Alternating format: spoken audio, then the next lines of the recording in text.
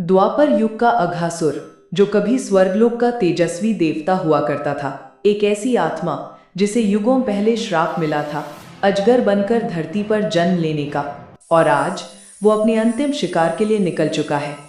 वो देवता, गर्व और सौंदर्य का प्रतीक, पृथ्वी पर विचरण कर रहा था।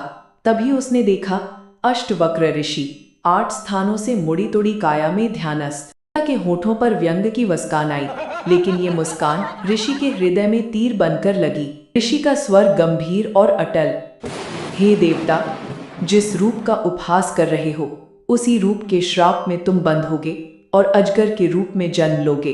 देवता के पैरों तले जमीन खिसक गई। वो चरणों में गिर पड़ा। क्षमा करे मुनिवर, ये मेरी भूल थी। ऋषि का स्वर गंभीर और अटल, श्राप वापस नहीं होगा, परंतु द्वापर युग में जब भगवान कृष्ण अवतरित होंगे, उनके हाथों तुम्हें मुक्ति मिलेगी। स्वर्ग का वो तेजस्वी देवता अब अघासुर बनकर अंधकार में छिपा था। उसका एक ही इंतजार, अपने उद्धारकर्ता से मिलने का। कंस ने गोकुल के नन्हे कृष्ण को मारने के लिए अघासुर को भेजा, लेकिन ये नन्हा बालक कोई साधारण मनुष्य नहीं था। ये था स्वयं नारायण का अवतार। अघासुर ने अपने विराट अजगर रूप में पूरे वृंदावन के बालकों को निगलने का प्रयास किया, पर वो नहीं जानता था कि ये उसकी प्रतीक्षित घड़ी है, श्राप से मुक्ति का क्षण। कृष्ण ने अपने बाल रूप में ही उस राक्षस का अंत कर दिया, और उसी क्षण अघासुर का आसुरी बंधन टूट गया।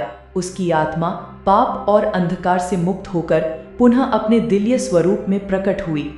स्वर्गीय प्रकाश में नहाकर वो अपने पुराने लोक स्वर्ग की ओर लौट गया, जहां उसकी जगह युगों से खाली थी।